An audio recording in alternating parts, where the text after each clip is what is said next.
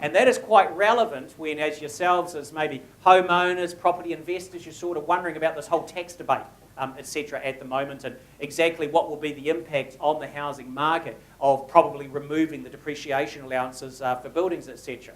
Well, the short-term impact, quite clearly, is a bit of a step back. I think some of the weakness we see in that housing market at the moment is obvious uncertainty about what's going to happen.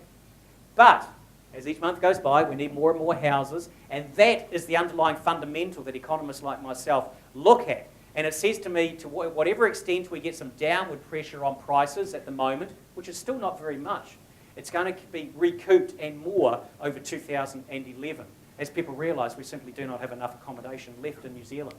That's going to be associated with an upturn in the residential construction itself, which is going to be good for any of you that are involved in that sort of activity. But just be a bit careful you don't look at the graphs which show back in 2004 we had about 35,000 consents in that year issued for new dwellings. It's going to be quite difficult to get back up, even to the average level of 23, maybe 25,000 dwellings by some measures.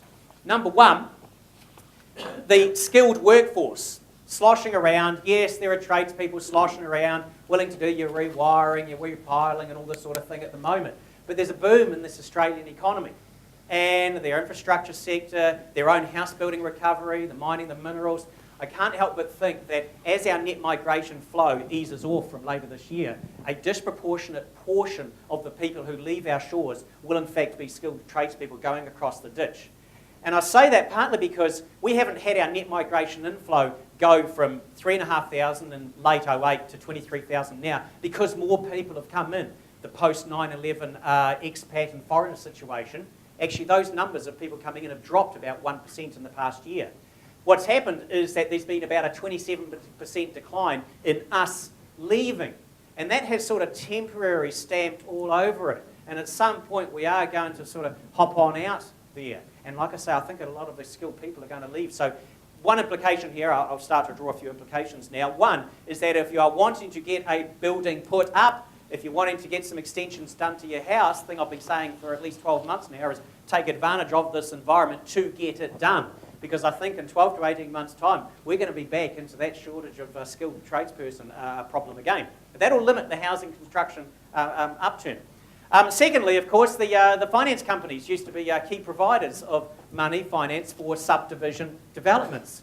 Well, of course, that particular finance model, as it were, in New Zealand is radically altering, and that money is simply not available.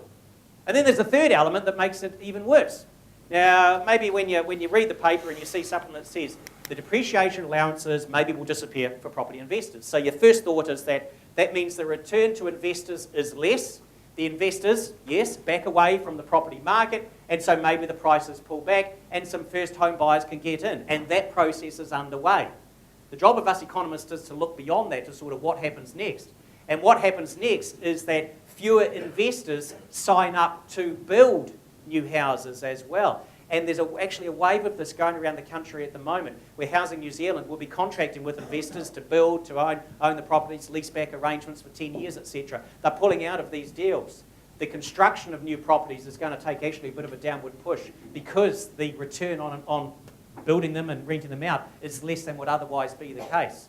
And that's where we're going to have some very interesting things happening with rents in the next few months, and some social policy issues maybe on the housing side a bit further out. I thought I'd throw that in there because that's been my biggest success in the past 12 to 18 months. Not exchange rates, I can definitely assure you, but on the housing side, I'll keep pumping that one for a while until it's grossly wrong, and then I'll definitely talk to you about something else, I can assure you. But the important thing here is that A, there's price inflation, they're going to be rising again. B, there is quite a good upturn coming in the housing construction, regardless of everything I said there. The labour supply, be careful because this one could tighten up more quickly than you are thinking. Not just because we will become due for the migration to go back the other way, but because, and there's some evidence of that, with still the uncertainty out there, but yourselves, other businesses recognising that there is a recovery and maybe I want to start getting myself geared up a bit more for that, because of the unwillingness to go and take a lumpy bit of capital or loan from the bank, there's more hiring of people that may occur. I won't get a new piece of machinery in place. I will hire a couple of people instead and see how things turn out. You could actually get quite a quick turnaround in the labour market.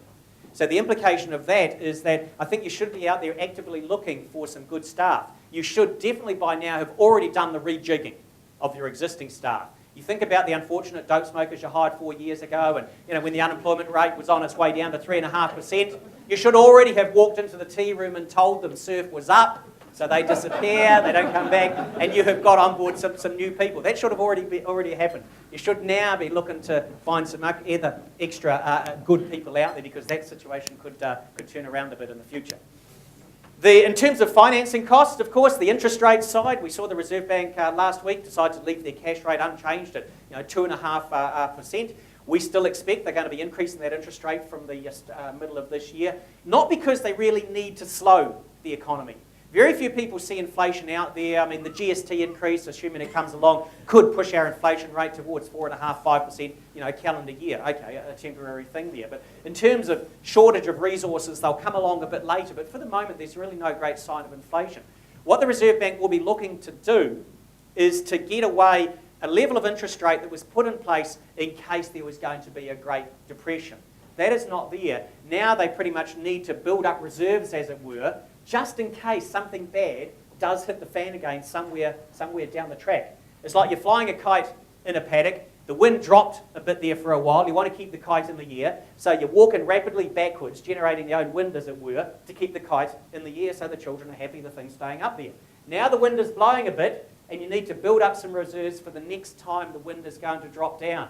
And walking forward like that, and the kite's still staying up, that's the equivalent of what the Reserve Bank will be doing with raising that interest rate. Not really to slow the economy, but to build up some reserves for whatever nasty thing may come down the track, and you need to have some capacity to cut your interest rate.